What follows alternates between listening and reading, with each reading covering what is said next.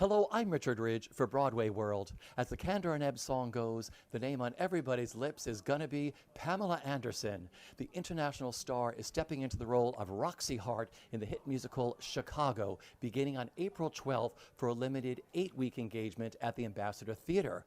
Chicago is the longest-running American musical in Broadway history, and we caught up with Pamela Anderson here at the Civilian Hotel during a break in rehearsal.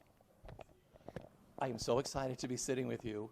You are about to make your Broadway debut as Roxy Hart in Chicago. How excited are you? Sometimes I can't even believe it. When you said that, I'm like, am I? Where am I?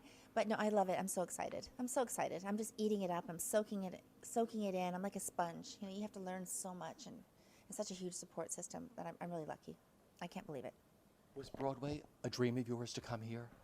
Well, 10 years ago, we talked about me playing Roxy in Chicago. Rob Marshall came up to me on the beach, said, would you like to be on Broadway? And I was like, are you sure you're talking to me? Maybe you're talking to someone behind me. Like, what? And he's like, yes, you should be on Broadway. I've been watching you. So at that time, my kids were younger. I didn't have my full focus. Coming to New York sounded very scary, and it still sounds scary, but I'm here. And it just was the right time. And I think I like to kind of do things that are really a challenge, and this is obviously a massive challenge. But when Barry called, I said, yeah, you think it is the right time. The kids are grown. They're my biggest support system. They're my cheerleaders, and even Brandon's here with me. So let's talk about living in the world of Chicago. I know you're in rehearsal. Like, what's it like so far, living in the world of Bob Fosse and Anne Reinking and Candor and Ebb? Well, I watched that TV show, the Verdun Fosse TV show, and I was actually at the point where they were talking about Chicago, and that's when Barry called. I was like, this is really crazy. This is really meant to be. And then the whole thing has felt like that. But yeah, lots of rehearsals, starting in studios. First of all, I was in LA for 2 weeks working with Greg Butler and Eric Vitro for voice, and Ivana Chubbuck acting a couple hours a day. 3 hours of dance, 2 hours of acting, an hour of voice every day for 2 weeks. Then I came here working with David Bushman and just a whole group of people in New York, all new people to me. And the same thing, 3 or 4 hours of dance, staging, scene work, singing. But I just feel so blessed. I have to shake my head every once in a while and go, these people who are so incredible are teaching me and really working with me and supporting me. And just when you walk on the stage and you're dancing together with him, sometimes I just have to stop and go, is this really happening? This is really happening. This is really happening. Yeah. This is really happening. So I'm just giving it all I can. I said, I loved, you don't know what you're capable of until you get the opportunity to do something like this. So I don't know, I didn't know if I could sing or if I could dance or could do anything. So this is, and to hear people tell me you're so musical or you have, you can dance, because, we all have those people in our lives that tell us at one point or another, you can't sing, you can't dance, you can't do this. We're going to show them. Of course you're going to show them. And so this is from Baywatch to Broadway, has a nice ring to it, right? Oh, it does have a nice ring to it. Yeah, so there. I think the lesson is, and here is, it's never too late. Yeah. It's never too late, and I think that just being able to see what you're made of. I want to see what I'm made of. Yeah. So this is a big thing for me too. I'm doing this for me, because I've my whole life and my career and being a mother and everything, you're doing things for other people all the time. And so I think that's why now that it came up, because now it really has my 100% focus. Yeah. Okay, the first time you started to learn Bob Fosse and Anne Reinking, like, what went through your mind? You're like, oh my God, I'm doing this? Well, nowadays, tears. The cane, the hat, it's just starting to sing, and it's emotional. It's really emotional. And I love the choreography. I love that it's restrained. Draws you in. It's not these flashy big moves. The moves are very small, contained, but from your head to your toe, from your tips of your fingers to your toes, you're working. Yeah. And it's so fantastic. It's so fantastic. I can't tell you. It's just the most amazing experience. And singing Candor and Ebb, this is one of the most iconic scores. I'm singing. I'm singing, which is really crazy. Yeah. I never would have thought that. But my voice has become so much stronger even in a few weeks.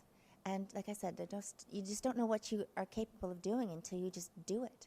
So that's where I'm at, and obviously, I still have a ways to go, but we're in rehearsals, and it's like just coming together. The pieces of the puzzle are coming together, being on stage and being in that beautiful Ambassador Theater and looking out, and the intimacy of it, the history, the people that have been on that stage. I'm just trying to, I'm soaking it all in, and not to sound too crazy about it, but it's such a journey. It really is, and it's.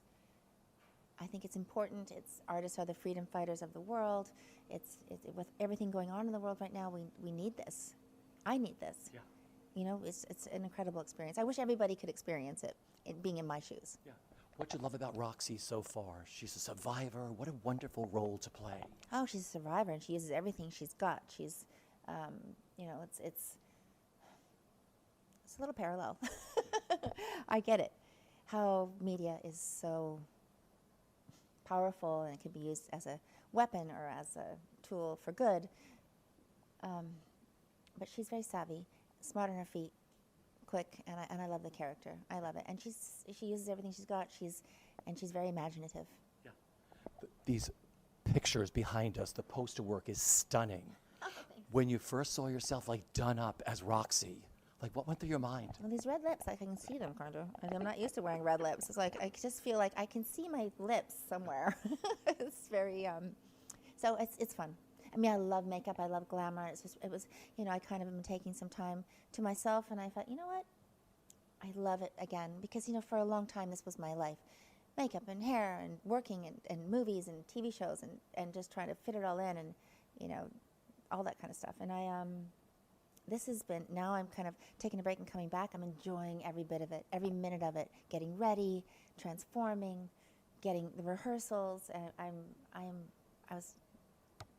I'm prepared to do it again. Yeah. So, but this at this level is crazy. I love it. Because of your pop icon celebrity, many people will be coming to see you on Broadway who've never seen a Broadway show. And you're going to change it. Yeah, you're going to change it, like introduce them to this world. What does that mean to you? Well, it's hard to imagine people are coming to see me, right? But Oh, they are. There's so many people coming to see you. oh, hopefully not like a car crash. Not that interesting. No, we want to see. Well, this is the great thing about having no expectations is that you can only surprise people.